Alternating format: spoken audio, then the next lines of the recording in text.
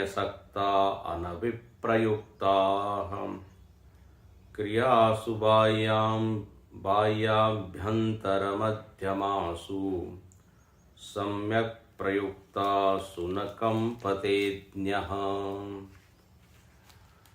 ऋग्भिरेतं यजुभिरन्तरिक्षं सामभिर्यत्तत्कवयो वेदयन्ते तमोङ्कारेण एव आयतनेनान्वेति विद्वान् यत्तच्छान्तमजरममृतमभयं परं चेति।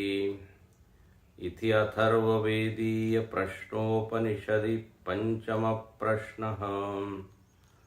ऋग्भिरेतं यजुर्भिरन्तरिक्षं सामभिर्यत्तत्कवयो वेदयन्ते तमोङ्कारेण एव आयतनेनान्वेति विद्वान् यत्तच्छान्तमजरममृतमभयं परं चेति। तो तीनों मात्राओं का वर्णन श्रुति ने किया। तीनों मात्राओं का क्या स्वरूप है, तीनों मात्राएं किसके प्रतीक है, और तीनों मात्राओं का आधार लेकर परमात्मा का ध्यान करने से कौन कौन से लोकों की प्राप्ति होती है, ये सब श्रुति ने विस्तार से बताया। उपासना का ये प्रकरण है। उपासना में यहाँ पर श्रुति ने स्पष्ट किया कि उपासना ही वह साधना है जो मन को निर्मल करती है, मन की अशुद्धियों को दूर करती है। क्योंकि बिना शुद्ध किए हम ब्रह्म ज्ञान के अधिकारी नहीं होते। ब्रह्म विद्या की प्रतिष्ठा यदि करनी अंतःकरण में, तो उसके लिए आसन की निर्मिति करनी पड़ेगी। जैसे कोई बड़ा व्यक्ति आता है तो हम एक स्वच्छ आसन वहां रखते हैं, उसी के ऊपर वो विराजमान होता है। ऐसे ही ज्ञान रूपी राजा को विराजमान करने के लिए उपासना एक आसन का निर्माण करती है। और उपासना के अनेक प्रकार हैं, लेकिन यहाँ पर प्रणव की उपासना बताई। तीनों मात्राओं में आपस में परस्पर संबंध है। तीनों मात्राओं का ठीक से यदि प्रयोग किया जाए, विपरीत प्रयोग न करे, अनविप्रयुक्ता। विप्रयुक्ता मतलब विशेष विशेष विषय का ध्यान करें एक एक मात्रा से। तो ओंकार का उच्चारण करने से समग्र परमात्मा का ध्यान, समग्र उसका जो आयाम है परमात्मा के, वो सब चित्त में आरूढ़ हो जाना चाहिए। कहते हैं ये तीन जो मात्राएं हैं, ये जागृत स्वप्न सुषुप्ति अभिमानी जो चैतन्य है, उसको यहाँ बाह्य अभ्यंतर मध्यम कहा, उसके प्रतीक है। या सरल भाषा में कहें तो विराट, हिरण्यगर्भ और ईश्वर, इन तीनों के प्रतीक है। ध्यान में इन तीनों का उपयोग करें। क्रियासु, क्रियासु का अर्थ किया था ध्यान क्रियासु। ध्यान करें, चित्त को एकाग्र करें, अंतर्मुखी करें और फिर प्रणव का उच्चारण करते हुए परमात्मा के इन तीनों आयामों को हम याद करें। और यहाँ कहते हैं हम ओंकारमय हो जाएं। भाष्यकार ने लिखा था ओंकारमय। ओंकारमय का अर्थ है कि तीनों से हम अपने को एक कर लें। मैं परमात्मा का ही अंग हूं, अवयव हूं, अंश हूं, इस रूप में एकत्व। यहां पर मुख्य एकत्व नहीं है। मुख्य एकत्व मतलब महावाक्यों के द्वारा जो एकत्व बताया गया है, ईश्वर और जीव मूल रूप से एक ही चेतन है, ये जो ज्ञान कराया जाता है ये महावाक्यों के द्वारा ज्ञान कराया जाता है। इसको कहते हैं मुख्य एकत्व। मतलब दोनों उपाधियों को छोड़कर, व्यष्टि और समष्टि उपाधि को छोड़कर एकत्व का अनुभव। समष्टि प्रपंच, व्यष्टि प्रपंच, समष्टि जागृत, व्यष्टि जागृत, दोनों का त्याग करके एक अद्वितीय तत्व है। इस तरह का जब अनुभव या ज्ञान है तो उसको कहेंगे एकत्व। और ये महावाक्य ये काम करते हैं, लक्षित करते हैं एक तत्व को। जीव और ईश्वर के एकत्व को बताते हैं।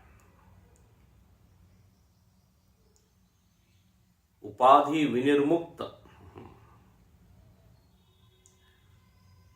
और उपासना के प्रकरण में एकत्व क्या है? तो विश्व और विराट, इनमें अभिन्नता प्राप्त कर लेना। मतलब मैं इस समष्टि का अंग हूं, समष्टि के बिना मैं नहीं रह सकता। तो यहां पर संबंध बन गया अंश अंशी का, इस रूप में एकत्व। जैसे हाथ शरीर से, हाथ और शरीर दोनों में एकत्व है। किस रूप में? हाथ की अलग से सत्ता नहीं रह सकती शरीर के बिना। शरीर से जो जुड़ा हुआ है, ऐसे ही मैं विश्व से, मतलब विराट से जुड़ा हुआ हूं। इस रूप में वो अपने आप को अनुभव करता है जब तीनों मात्राओं का ध्यान करता है। समष्टि मन, हाँ, का ही मैं एक भाग हूं, व्यष्टि मन, उससे पृथक मेरी सत्ता हो नहीं सकती। तो भक्ति में भक्त जो है अपने को भगवान का ही मानता है ना। भगवान का अंश कहिए, भगवान का सेवक कहिए। बोले वे राममय हो गया, कृष्णमय हो गया। मतलब गति, लक्ष्य, साधन सब कृष्ण। मन मना भव मद भक्त मद्याजी माम नमस्कुरु, गीता में से कहा।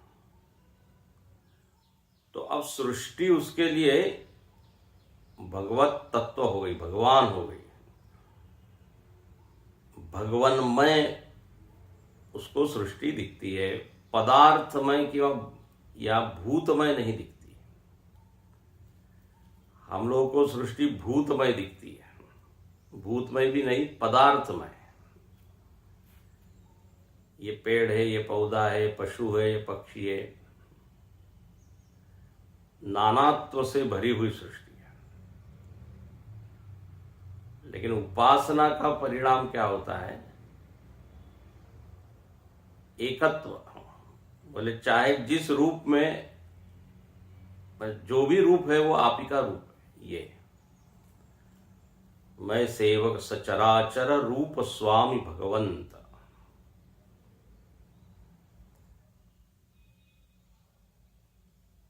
तो ये दृष्टि कैसे प्राप्त हुई? बोले ओंकार की उपासना से। हम लोगों की प्राय जो उपासना होती है वो एक विग्रह में, मूर्ति में होती है। पाषाण या चित्र विग्रह, उसमें तो भगवत बुद्धि बन जाती है, लेकिन समष्टि में भगवत बुद्धि नहीं बन पाती। यात्रा काफी लंबी है, इसलिए कहते हैं आप प्रकृति में भगवान को देखिए। सब में नहीं दिखती, प्रकृति में देखिए, फिर उसके आगे चलिए। तो ऐसी जब उपासना करता है व्यक्ति तो क्या होता है? फल यहां बताया, न कंपते। अब जब इतना वो समष्टि से अपने आप को जोड़े हुए हैं, कल आपको संकेत किया था, निवेदन किया था, तो विचलन की संभावना नहीं है। कौन कहां से गिरेगा? कुतो वा, भाष्यकार लिखते हैं, कुतो वा चले कस्मिन वा, कहां से वो गिरेगा? गिरने के लिए है ही नहीं, जहां भी गिरेगा वहां परमात्मा ही है।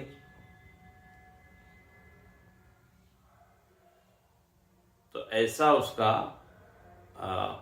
एक उसमें स्थिरता आ जाती है। जैसे गीता में भी लिखा, यस्मिन् स्थितो न दुखेन गुरुणापि विचाल्यते। आत्मज्ञानी के लिए कहा कि आत्मज्ञानी कभी भी विचलित नहीं होता। तो यहां तो उपासक के लिए ही बोल दिया। जब उपासक ही विचलित नहीं होता तो फिर ज्ञानी क्यों होगा? विचलन का कारण तो अज्ञान है, ठीक से विचार नहीं हुआ है। हम त्रिगुणों में ही अपने आप को देखते हैं, तो त्रिगुणों से जहां नीचे गिरे तो लगता है कि हमारा तो पतन हो गया। मतलब सत्व गुण से रजोगुण में आ गए तो लगता है हम गिर गए। लेकिन इसके लिए तो सत्वगुण, रजोगुण, तमोगुण सब ओंकारमय है, परमात्ममय है। तो फिर कहां से कौन गिरेगा? ऐसा है। और अंतिम मंत्र में श्रुति जो है, पूर्व में जो बताया उसका संकेत करती है और कहती है कि इस ओंकार से केवल अपर ब्रह्म ही नहीं बल्कि पर ब्रह्म की भी प्राप्ति होती है। केवल लोक लोकांतर की ही प्राप्ति नहीं होती, तो मोक्ष की प्राप्ति भी ओंकार के ध्यान से ही होती है। आपको याद होगा शुरुआत में ही कहा था कि ओंकार अपर ब्रह्म भी है और पर ब्रह्म भी है। चूंकि उनका साधन है इसलिए बोल दिया श्रुति ने कि अपर ब्रह्म इज इक्वल टू ओंकार, पर ब्रह्म इज इक्वल टू ओंकार, क्योंकि दोनों की ही प्राप्ति में ये प्रणव बहुत सशक्त साधन है। तो यहां श्रुति उसका संकेत करती है। देखिए, पहले तो वर्णन करती है कि 3 मात्राओं का संबंध 3 वेदों से है, जो पीछे आ चुका है। तो ऋग्भिरेतम यजुर्भिर अंतरिक्षम, बोले ऋग्वेद के मंत्र के द्वारा वो मनुष्य लोक की ओर ले जाया जाता है। ऋग मंत्र से उपलक्षित क्या है? तो बोले मनुष्य लोक। ऋग्वेद का संबंध किससे है? तो मनुष्य लोक से। ऐसे ही यजुर्भिर अंतरिक्षम, यजुर मंत्रों के द्वारा वो अंतरिक्ष में ले जाया जाता है। और यहाँ अंतरिक्ष का अर्थ है सोमलोक, चंद्रलोक। अंतरिक्ष से सोम से अधिष्ठित सोमलोक अंतरिक्ष का आधार है, तो सोमलोक का संबंध अंतरिक्ष से। तो यजुर्मंत्र से सोमलोक की यात्रा करता है, और सामवेद के मंत्रों के द्वारा, ऋचाओं के द्वारा वो जो तीसरा लोक है जिसको ब्रह्मलोक कहा गया, सूर्यलोक भी कहा गया, बोले उसमें उसकी गति होती है। तो 3 वेदों का संबंध 3 लोक से, 3 मात्राओं का संबंध 3 लोक से, 3 मात्राओं का संबंध 3 अवस्थाओं से, और 3 मात्राओं का संबंध अवस्था अभिमानी से। अवस्था अभिमानी मतलब उस अवस्था से जुड़ा हुआ चेतन परमात्मा। देखो, विराट, हिरण्यगर्भ और ईश्वर जब हम बोलते हैं तो उसमें प्रपंच और प्रपंच का अभिमानी दोनों आ जाता है। विराट की उपासना कर रहे हैं तो विराट मतलब केवल ये स्थूल प्रपंच नहीं, इस स्थूल प्रपंच का जो अभिमानी, स्थानी, उसको स्थानी भी कहते हैं। ये तो स्थूल प्रपंच तो केवल जड़ है, उसकी क्या उपासना करेंगे, लेकिन इस स्थूल प्रपंच से जो जुड़ा हुआ है, जो इस स्थूल प्रपंच का स्वामी है, उसको बोलेंगे विराट। तो ये हमेशा याद रखिए, प्रपंच और प्रपंच का अभिमानी, अवस्था और अवस्था का अभिमानी। जैसे मैं जागृत, अभी मैं कौन हूं, जागृत अवस्था अभिमानी। केवल अवस्था को क्या बोलेंगे, जागृत अवस्था। लेकिन इस जागृत अवस्था का जो अनुभव कर रहा है उसका नाम क्या होगा, अभिमानी। वो चेतन है। तो इन 3 मात्राओं से इन तीनों अभिमानियों का क्या ध्यान,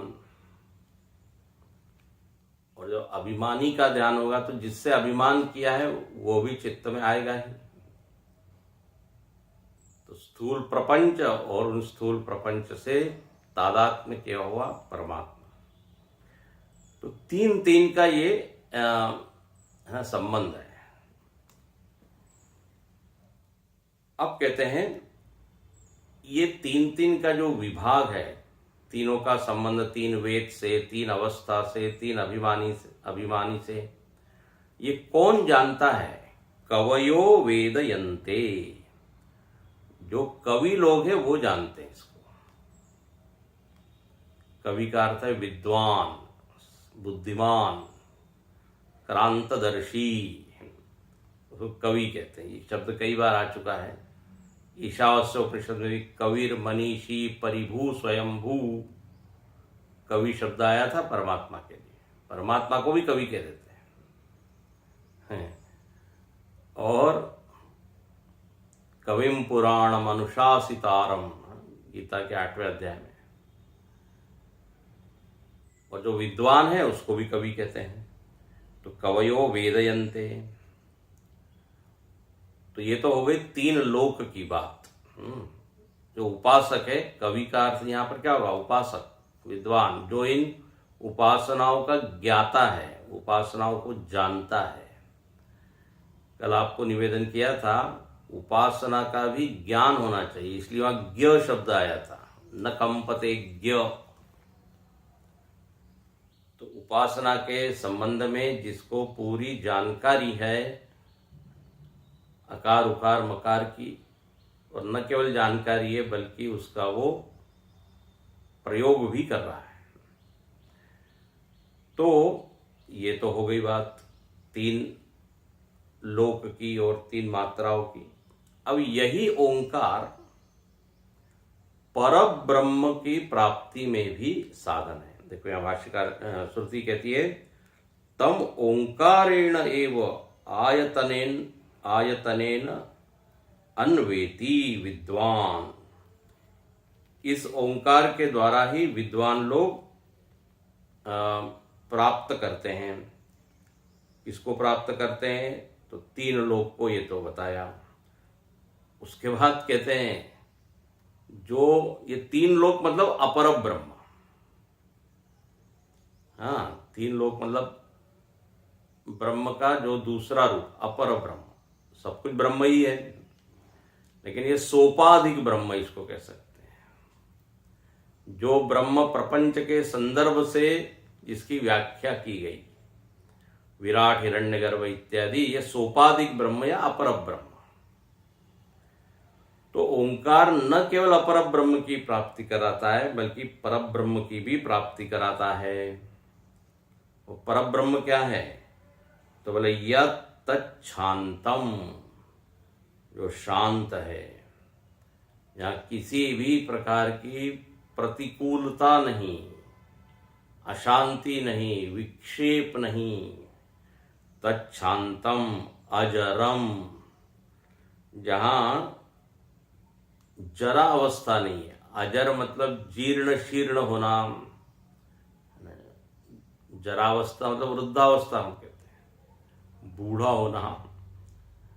तो परब्रह्म जीर्ण शीर्ण नहीं होता, उसमें कोई क्षरण नहीं है, उसमें कोई परिवर्तन नहीं है। अजर, अजरम, अमृतम, अमर है। और अभयम, जहां भय का कोई संभावना ही नहीं है। भय कब होता है हम देखेंगे आगे। द्वितीयता में ही भय होता है। द्वितीयाद् वै भयम भवति। जब अद्वितीय आत्मा का ज्ञान हो जाए, जब दूसरा है ही नहीं, तो भय के लिए कोई जगह ही नहीं है। अभयम, तो यह आत्मा अभय स्वरूप है।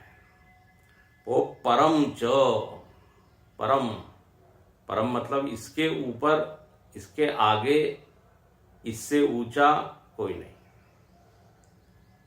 सर्वोत्तम, सर्वश्रेष्ठ। 15वें अध्याय में कहा ऊर्ध्वमूलम। इस ब्रह्मांड का जो कारण है वो क्या है? बोले जो ऊर्ध्व है, सबसे ऊंचा है, सबसे सूक्ष्म है, ये एक भी कह सकते हैं।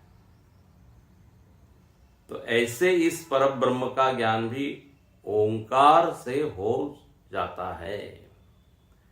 श्रुति ने अंतिम इस मंत्र में संकेत कर दिया। हालांकि आपको याद होगा, यहां पर शिष्य ने प्रश्न केवल ये पूछा था, कतमम लोकम जयते, ओंकार की उपासना से किन लोकों पर विजय प्राप्त की जाती है? यही था ना प्रश्न। ओंकार का यदि मात्राओं का ध्यान करें तो किन लोकों की प्राप्ति होगी? तो प्रश्न का संबंध लोक गमन से ही था। इसलिए उतना ही श्रुति ने बताया कि 3 मात्राएं हैं और 3 मात्राओं से 3 लोक की गति होती है। लेकिन अंत में बोल दिया कि केवल अपर ब्रह्म ही नहीं, तो जो पर ब्रह्म है, जिसको प्राप्त करके वास्तव में व्यक्ति मुक्त होता है, वो भी इस ओंकार से ही जाना जा सकता है। अब यहां पे 3 मात्राओं का संबंध 3 लोक से है, ये बताया। अब मांडुक्य इत्यादि में आप पढ़ेंगे, जो चतुर्थ अमात्रा है, 2 ओंकार के बीच में अमात्रा है, जहां पर कोई नाद नहीं, कोई ध्वनि नहीं, वह जो अमात्रा है वो परब्रह्म का प्रतीक है। उसको तुरीय कहते हैं, वो आगे हम देखेंगे। तो यहां केवल संकेत मात्र कर दिया, विस्तार नहीं किया इसका। क्योंकि प्रश्नकर्ता ने पूछा नहीं था उस बारे में। लेकिन यहां श्रुति कहती थी कि कोई ये न समझे कि ओंकार केवल अपर ब्रह्म में ही सहायक है, ऐसा नहीं है। देखिए भाष्यकार क्या कहते हैं, सर्वार्थ संग्रह अर्थ द्वितीय मंत्र, बोले सभी अर्थों को लेकर ये मंत्र उपस्थित हुए। सर्व संग्राहक मतलब पीछे जो कुछ बता दिया उसको समेट कर यहां पे श्रुति ने बता दिया। सर्व संग्राहक संकेत मात्र से कर बता दिया कि 3 मात्राओं का संबंध 3 लोक से है, 3 वेद से है। ऋग्भिरेतम लोकम, श्रुति ने क्या बोला, ऋग्भिरेतम। ऋग्भि मतलब ऋग्वेद के मंत्रों के द्वारा, तृतीया विभक्ति ऋग्भि। एतम, एतम मतलब इस लोक की प्राप्ति होती है। एतम, एतम का क्या अर्थ होगा, एतम मतलब इस मतलब जिस लोक में हम बैठे हुए हैं। इसलिए तुरंत भाष्यकार लिखते हैं लोकम मनुष्य उपलक्षितम, मनुष्य के द्वारा लक्षित, मनुष्य लोक के द्वारा जिसका वर्णन किया गया, मनुष्य लोक के रूप में। तो ऋग्वेद के मंत्र मनुष्य लोक में ले जाते हैं। हमने देखा कि वो सामान्य मनुष्य नहीं होता, तपसा ब्रह्मचर्य इत्यादि दिव्य गुणों से संपन्न होकर उसका जन्म होता है इस मनुष्य लोक में, जिसने अकार की प्रधानता से ओंकार का ध्यान किया। अच्छा, फिर देखते हैं यजुर्भि अंतरिक्षम, श्रुति ने कहा यजुर्भि अंतरिक्षम, यजु मंत्रों के द्वारा अंतरिक्ष।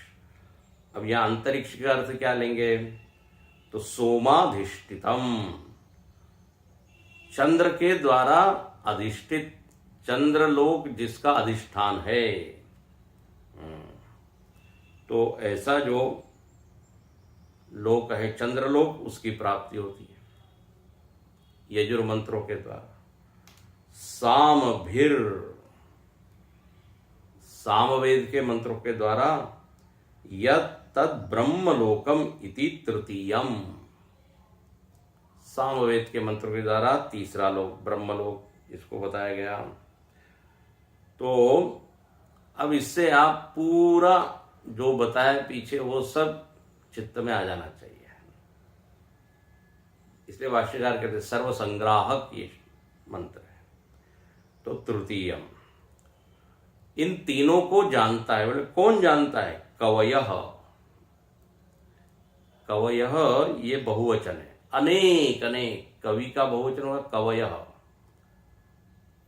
रवि का रवयः, गुरु का गुरवः होता ना।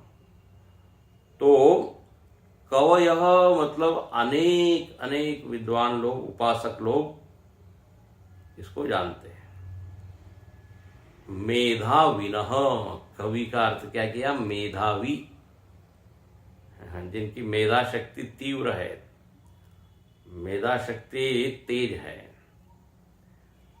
सूक्ष्म है। धारण शक्ति, मेधा मतलब धारण शक्ति, बुद्धि में एक शक्ति होती है, याद रखने की क्षमता। सब मंत्र और मंत्र के अर्थों को धारण करके रखना हम लोग भूल जाते हैं। इसलिए श्रुति में एक मंत्र आता है, श्रुतम में गोपायो, जो हमने सुना है उसका रक्षण होवे, ऐसी प्रार्थना है। सुने हुए का रक्षण, नहीं तो सुना और अनसुना हो जाता है, एकदम लगता है नया, पहली बार सुन रहे हैं, कई बार सुन चुके हैं, लेकिन वो विस्मृत हो जाता है। तो बोले ये तो मेधावी लोग हैं। मेधाविनः विद्यावंत, देखो 2 शब्द दिए हैं कवि के लिए, मेधावी है, विद्यावंत है, विद्यावान लोग हैं। यहाँ विद्या का अर्थ क्या होगा, उपासना, उपासना की जो विद्या है उसको जिन्होंने अच्छे से जाना है, विद्यावंत। उन्हीं लोगों को ये 3 मात्राओं का ज्ञान होगा। भाषा तुरंत लिखते हैं आगे, विद्यावंत एव न अविद्वांस वेदयन्ते। उपासक लोग या मेधावी लोग ही इस उपासना को जानते हैं, अविद्वान लोग नहीं। अविद्वान मतलब जिनके पास मेधा नहीं है, बुद्धि नहीं है, विचार करने की सामर्थ्य नहीं है, और जो उपासना भक्ति करते नहीं है, उन लोगों को ये बात पकड़ में ही नहीं आएगी, उनको समझ में ही नहीं आएगा ये क्या विषय चल रहा है, ये क्या है 3 मात्रा, और विराट क्या है, हिरण्यगर्भ क्या है। न वेदयन्ते, अविद्वांस। और तम त्रिविधम लोकम, श्रुति ने क्या कहा, तम ओंकारेण एव। तो तम की व्याख्या करते हैं, तम शब्द की, तम त्रिविधम लोकम ओंकारेण साधनेन अपर ब्रह्म लक्षणम अन्वेति अनुगच्छति। बोले 3 प्रकार के जो लोक है, इसका साधन ये ओंकार ही है, और ये ओंकार 3 लोकों को प्राप्त कराता है, और ये 3 लोक ही अपर ब्रह्म का प्रतीक है। अपर ब्रह्मांतर्गत ये 3 लोक आ गए। ब्रह्म का ही जो अपर रूप है, दूसरा रूप, वो मतलब हिरण्यगर्भ विराट ईश्वर। तो ऐसे इन तीनों को प्राप्त करता है। अन्वेति, ये श्रुति का शब्द है, अन्वेति। भाष्यकार लिखते हैं अनुगच्छति, वो जाता है। मतलब देखो, गारंटी दी जा रही है, आप संशय मत कीजिए कि हम कर तो रहे, पहुंचेंगे कि नहीं। बार बार कहती है अन्वेति अन्वेति, हर इसमें ये शब्द आया है, अनुगच्छति। लेकिन उसके लिए क्या बनना पड़ेगा, विद्वान। विद्वान एवं अनुगच्छति, न अविद्वान। तो इस तरह ये तो एक बात हो गई, एक विषय हो गया। अब कहते हैं यही ओंकार, देखो बढ़िया है, सुंदर वर्णन है। तेन एव ओंकारेण, उसी ओंकार के द्वारा, जिस ओंकार से ये लोकों की प्राप्ति होती है, तेन एव ओंकारेण यत् तत्परम ब्रह्म। बात बड़े, उसी प्रणव की उपासना से व्यक्ति परम तत्व का जो शुद्ध रूप है, बिना उपाधि के, हाँ, बिना किसी प्रपंच के, स्थूल सूक्ष्म अव्यक्त प्रपंच रहित शुद्ध चैतन्य, उसको परब्रह्म कहते हैं। बोले इसी ओंकार से उसकी भी प्राप्ति होती है। और अब श्रुति ने यहां परब्रह्म के लक्षण बता दिए हैं। बहुत ही अच्छा ये वाक्य है। इस वाक्य को पढ़ के ही प्रसन्न हो जाता है कि परब्रह्म क्या है। तो बोले परब्रह्म, परम ब्रह्म अक्षरम। अब देखो भाष्यकार ने यत् तत् शांतम, अब यत् तत् के ऊपर भाष्य लिखा है। यत् तत् ओंकार से उसकी प्राप्ति होती, उसकी किसकी, परब्रह्म की। जो परब्रह्म है, यत्, यत् मतलब जो, तत् वह जो परब्रह्म है उसकी प्राप्ति होती है। परब्रह्म क्या है, अक्षरम, अक्षरम ब्रह्म परमम, गीता के 8वें अध्याय में। तो अक्षर जो किसी भी अवस्था में क्षरित नहीं होता, क्षीण नहीं होता।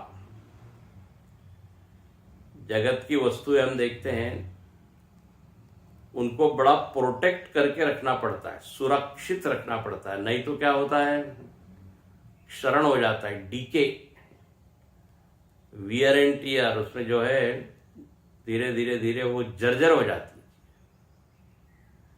लेकिन ये परमात्मा कहता है अक्षरम, चाहे बाहर का वातावरण कुछ भी हो, ठंडी हो, गर्मी हो, सर्दी हो, कलयुग हो, त्रेता हो, द्वापर हो, तूफान हो, शांति हो, बाहर सब बदल रहा है, लेकिन सबके अंतरंग में जो बैठा हुआ है अविनाशी अक्षर, विनश्यंसु अविनश्यंतम यः पश्यति स पश्यति, गीता के 13वें अध्याय में, समम सर्वेषु भूतेषु तिष्ठन्तम परमेश्वरम, कल ही हम लोग यहाँ पे देख रहे थे। तो जो सारे विनाशियों में अविनाशी है, ऐसा अक्षर सत्यम, बोले यही सत्य है। सत्य का अर्थ हमने देखा था अबाध्यत्वम सत्यत्वम, जो कभी भी बाधित न हो, किसी भी प्रमाण से मिथ्या सिद्ध न होवे, झूठा सिद्ध न होवे, उसको कहते सत्य। नहीं तो प्रत्यक्ष से दिखने वाली चीजें अनुमान से असत्य सिद्ध हो जाती है। प्रत्यक्ष से भासमान दृश्यमान वस्तु बुद्धि से विचार करने पर बाधित हो जाती है। सूर्य दिखता है इतना छोटा, गोल, छोटा सा है, लेकिन विचार करने पे मालूम पड़ेगा इस सूर्य में हजारों पृथ्वियां समा सकती है, तो बाधित हो गया ना। प्रत्यक्ष प्रमाण से जो ज्ञान हुआ वो ज्ञान खंडित हो गया। ज्ञान को यदि खंडित करना है तो प्रबल प्रमाण चाहिए। प्रबल प्रमाण से पहले वाला ज्ञान क्या हो जाता है, बाधित हो जाता है।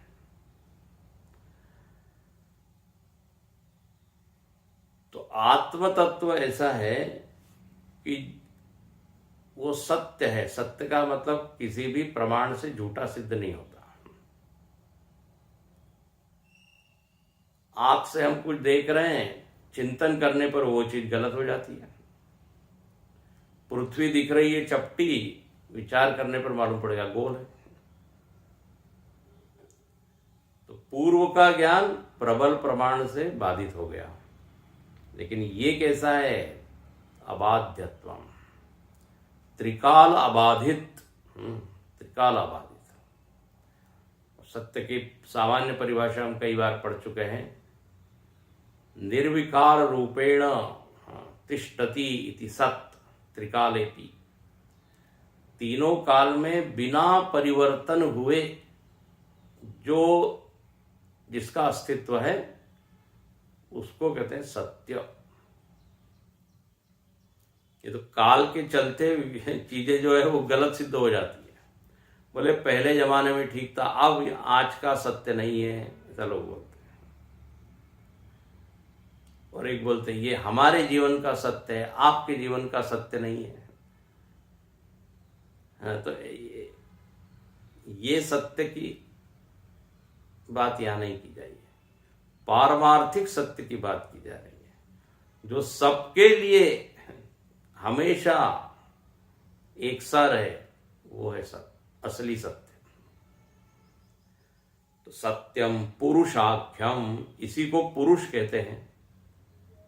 पुरुष का मतलब होता है जो पूर्ण है, सब में भरा हुआ है, सत रूपेण, चित रूपेण, आनंद रूपेण, इस पूरे सृष्टि में भरा हुआ है, उसको कहते पुरुष। पुरुष नाम से जाना जाता है, पुरुषाख्यम। शांतम, अब आया शांत, ये श्रुति का शब्द है। यत के ऊपर इतने शब्द दे दिए भाष्यकार ने, यत तत् ब्रह्म अक्षरम सत्यम पुरुषाख्यम, और फिर शांतम। शांत शब्द श्रुति के, शांतम अजरम अमृतम, तो शांत के ऊपर क्या लिखते हैं, शांतम विमुक्तम। बहुत सुंदर। बोले ब्रह्म में ही शांति है। क्यों शांति है भाई, क्यों ये शांत स्वरूप है? क्योंकि ये मुक्त है। किससे मुक्त है? जागृत स्वप्न सुषुप्त आदि विशेष सर्व प्रपंच विवर्जितम। इन तीनों अवस्थाओं से जो मुक्त है, तीनों अवस्थाओं में जो प्रपंच है उस प्रपंच से मुक्त है। जहां प्रपंच आया नहीं कि वहां अशांति आई नहीं। प्रपंच चाहे स्थूल हो, सूक्ष्म हो या बीज रूप में हो, सुषुप्ति में बीज रूप में है, वही स्वप्न में सूक्ष्म रूप में है, वही स्थूल रूप में है। तो ब्रह्म में कोई प्रपंच नहीं है, इसलिए ब्रह्म जो है बोले हम बच गए, अशांति से बच गए। नहीं तो स्वप्न में भी व्यक्ति अशांत होता ही है, उठ के एकदम बैठ जाता है, ऐसे ऐसे भयानक सपना आ जाते हैं। और जागृत में तो अशांति के हजारों कारण हैं। तो एक ही तत्व ऐसा है जो अशांति से मुक्त है, प्रशांति है जहां,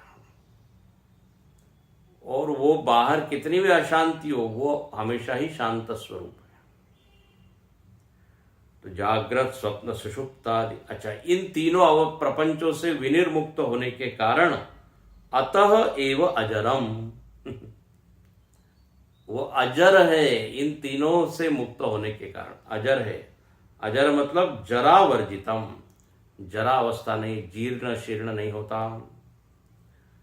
और चूंकि वो जीर्ण शीर्ण होता नहीं है, एक सा बना रहता है, अतः अमृतम, ये तो एक दूसरे से जुड़े हुए हैं। ये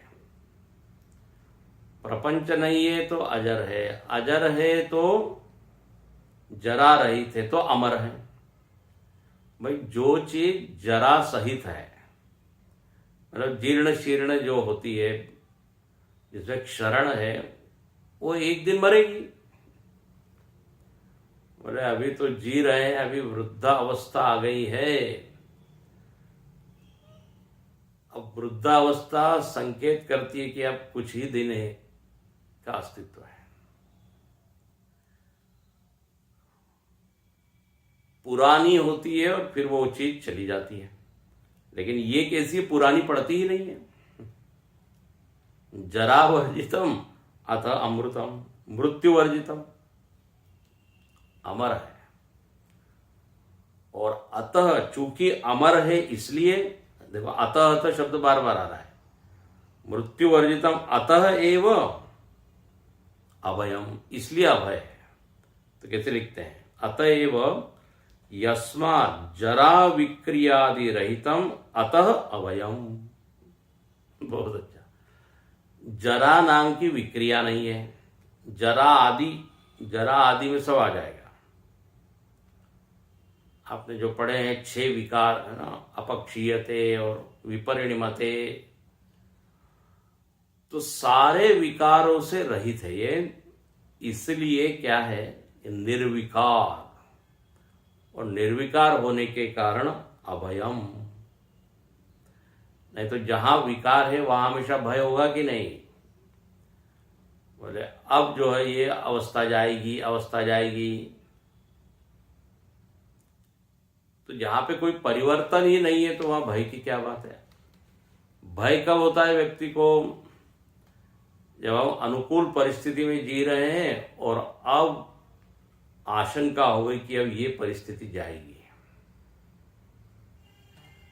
अब हमारी ट्रांसफर होने वाली है, तो अब देखिए डर लगेगा उसको। मतलब नई जगह है, नया घर है, नया सब कुछ है, कैसे वहां रहेंगे? तो जहां परिवर्तन हुआ नहीं कि भय आने लगता है। अवस्था न, युवावस्था तो बड़ी आनंददायी होती है, लेकिन धीरे धीरे संकेत मिलने लगता है कि ये हमेशा रहने वाली नहीं है। पहले तो इतना दौड़ लेते थे, अब 10 कदम चलने पर थकान हो जाती है। तो अब डर लगता है कि कहीं ज़्यादा चलना तो ना पड़े। जब शिविर लगता है तो लोग पहले पूछते हैं लिफ्ट है क्या वहाँ, लिफ्ट चढ़ना तो नहीं पड़ेगा, सीढ़ियाँ तो नहीं है। भय होता है, भय। भोजन तो ठीक से मिलेगा कि वहाँ केवल उपवास ही करना पड़ेगा? नहीं, क्योंकि साधना शिविर है तो बाप रे, साधना मतलब बस ध्यान, भजन, जप। तो सुविधा मिलेगी कि नहीं, सुविधा के अभाव में भय होता है। तो भय के अनेक कारण है, लेकिन मूल कारण जो बिल्कुल वेदांत में बताया, द्वितीयात वै भयम, दूसरा आया नहीं कि वह भय आया नहीं। तो आत्मा की दृष्टि से देखा जाए तो कोई दूसरा है ही नहीं, सभी आत्म रूप से विराजमान है, तो फिर क्या है डर? एकमेवा द्वितीयम। हालांकि बहुत बहुत ऊंची स्थिति है, इतना आसान नहीं है, लेकिन यहां कहते हैं कि यदि हम उस आत्म तत्व को समझ ले तो जीवन में शांति, अभय, निर्भयता ये सब मिलेगी, क्योंकि आत्मा का यही स्वरूप है। देखो, एक होता है व्यावहारिक स्तर पे निर्भय होना, ध्यान से सुनना। हमारे पास बहुत सारे साधन है, पैसा है, शस्त्र अस्त्र है, इसलिए हम अभय हैं, है ना? ये तो हुआ व्यावहारिक निर्भयता, अभयता। और डरने की बात नहीं है, अपने पास बहुत है। लेकिन यहां पर जिस अभयता की बात की जा रही है वो स्वरूप की अभयता है। वस्तु हो या न हो, हाँ, जो ज्ञानी है वो अभय है, क्योंकि वो देखता है आत्मा में भय के लिए कोई जगह ही नहीं है। आत्मा का नाश कौन कर सकता है? तो अभय उसका स्वरूप है। अभय किसी के ऊपर निर्भर होने के कारण निर्भयता नहीं है, स्वतः सिद्ध निर्भयता है। तो ऐसा सुंदर ये परब्रह्म का स्वरूप है, शांतम, अजरम, अमृतम, अभयम। और चूंकि ये ऐसा इसका स्वरूप है, इसलिए परम, अंतिम शब्द, यस्मादेव अभयम यस्मात् परम निरतिशयम। बोले चूंकि ये अमर है, अभय है, इसीलिए ये निरतिशय पर है। निरतिशय पर मतलब इससे ऊपर कुछ नहीं। अतिशय हम बोलते ना, अतिशय सुंदर है, अतिशय कठिन है, बहुत। निरतिशय मतलब एक्सट्रीम, इससे ऊपर और कुछ नहीं है। निरतिशयम परम, सा काष्ठा सा परागति जाता। तो ऐसे इस परम का ज्ञान इस ओंकार से होता है। इसलिए देखो अंतिम वाक्य, तदपि ओंकारेण आयतनेन गमन साधनेन अन्वेति इत्यर्थ। बहुत सुंदर। बोले ये जो परब्रह्म का अभी स्वरूप बताया, यह भी तदपि ओंकारेण, ओंकार के द्वारा जाना जाता है। ओंकार इसके लिए साधन बनता है। इसलिए अब चॉइस दे दी गई है, आप ओंकार से या तो परब्रह्म को प्राप्त करो या फिर ब्रह्मलोक आदि घूम के आइए। ब्रह्मलोक, सोमलोक, मनुष्यलोक, दोनों की प्राप्ति में ये ओंकार साधन है। इति शब्द वाक्य परिसमाप्त्यर्थ, परम च इति, ये स्तुति का शब्द है। परम च इति, इति मतलब यहां पर ये वाक्य पूरा होता है। हम कहते हैं ना अथ से इति, इति श्रीमद् भगवद गीता, तो इति अंत। इस तरह यहां पर ये इति श्री परमहंस परिव्राजकाचार्य श्रीमद् गोविंद भगवत पूज्यपाद शिष्य श्रीमच्छंकर भगवत कृतौ प्रश्नोपनिषद भाष्ये पंचम प्रश्न। इस तरह यहाँ पर ये पंचम प्रश्न पूरा हुआ। कल हम अगले प्रश्न में प्रवेश करेंगे जो कि अंतिम प्रश्न है। 6 शिष्य है, 6 शिष्यों ने 6 प्रश्न पूछे हैं, 5 प्रश्न हो गए। ओम